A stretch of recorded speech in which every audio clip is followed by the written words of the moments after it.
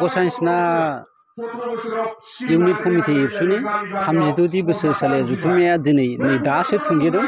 दा जोंहा दाबो सोलिगासिनो जोंहा गेवलां मेला। दा गेवलां मेलनि दा जोबथानाय समाव जों सफैबाय। बेयो सानसेनि थाखाय हाबाफारिमोन।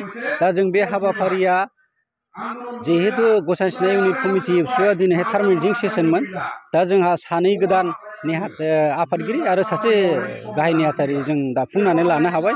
दा जोङो दुलाराय बर' फरायसा आफादनि नोजोर आरो थांखिखौ नोजोर होनानैनो जोङो दिनै दुलाराय बर' फरायसा आफादनि जिहेतु बे इउनिट कमिटि एबसु आरो जिहेतु जोङो दुलाराय बर' फरायसा आफादनिनो मोनसे बडि हिसाबै गाहाय सिनथारनि बडि हिसाबै जों बे नोजोरैनो जों दुलाराय बर' फरायसा आफादनि थांखिखौ जाहाथे जों लाखिलांनो हायो। जों बे नोजोरैनो जों दिनैनि बे गसाइसना इउनिट कमिटिनि एबसुनि बे सानसेनि प्रग्रामखौ दिनै जों दा थुंगिनाय समाव सफैबाय। गाहाय आलासि हिसाबै बाहागो लाफैनायजों लोगोसे ओनसोलनि रायजो राजाफोरनो मा मेसेज होलांगोन? दा आङो गाहाय आलासि हिसाबै बाव नुजाफैनो हानानै जोबोद गोजोननाय मोनदों। आरो आं दुलाराय बर' फरायसा आफादनि क'क्राझार डिस्ट्रिक्ट कमिटि एबसुआवनो गोबां समसिम आं दासिमबो एडभाइजार हिसाबै खामानि मावगासिनो दङ।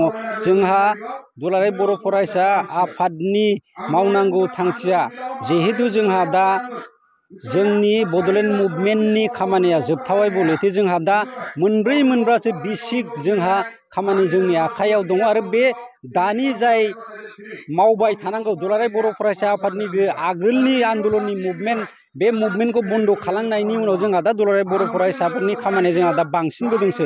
जों दा रावारिनिफ्राय लानानै गेलेमुनिफ्राय लानानै जोङो कालसारनिफ्राय लानानै जोङो फरायनायनिफ्राय लानानै जोङो जोंनि माहारियारिनि समाजनि जायनाखि जेंना जों बे गासैबो जेंनाखौ जोङो मोनथाम मोनब्रैसो दुलाराय बर' फरायसानि प्रग्राम हिसाबै जोङो बेखौ मिसन हिसाबै जों दा खामानि मावगासिनो दङ। बे जोङो सेथि मिसन हिसाबै जों दा बुंनो हायो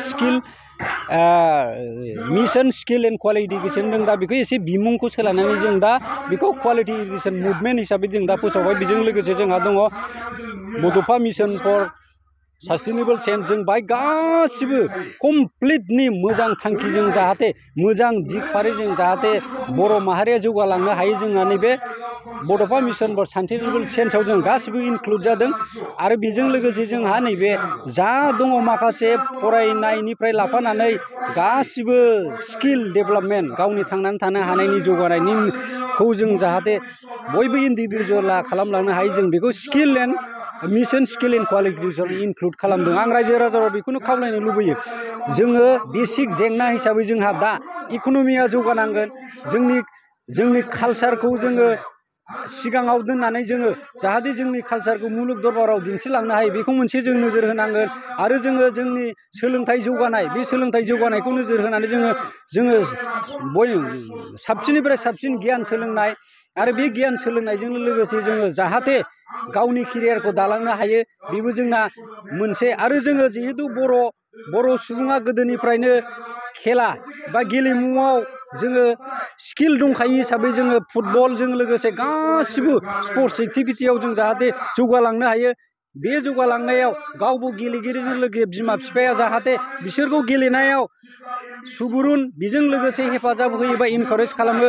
आं बे नोजोर आरो लोगोसे जोबथारनायाव आङो यांस्टार्सफोरनि थाखाय मोनसे बाथ्राखौ खावलायनो लुबैयो। दुलाराय बर' फरायसा आफादनि जानानै जोंहा मोनसे इभिल जायखौ जोङो समाजनि बेरेखा बे जोंनाव दा हाबबोगासिनो दं, जायखौ जों ससियेल इभिल होननानै बुङो। बे जाहैबाय जोंहा ड्राग्सनि मोनसे गाज्रि थासारि फैनाय। बे ड्राग्सनि गाज्रि थासारि जानायाव गावल' नङा, गाव जाय ड्राग्स जादों बेखौल' बुङाखै आङो, बिमा बिफाया बयबो नोजोर होनांगोन आरो समाजा नोजोर होनांगोन। बेयाव जोंहा रामफुलुरि आन्सलिक कमिटि एबसु हिसाबै जोंहा मोनसे नायसं आफाद दानाय जादों। बे नायसं आफादा जाहैबाय गासिबो ड्राग्सनि कन्ट्रल खालामनाय, ससियेल इभिल गासिखौबो कन्ट्रल खालामनायखौ बिसोर अभारअल नायो।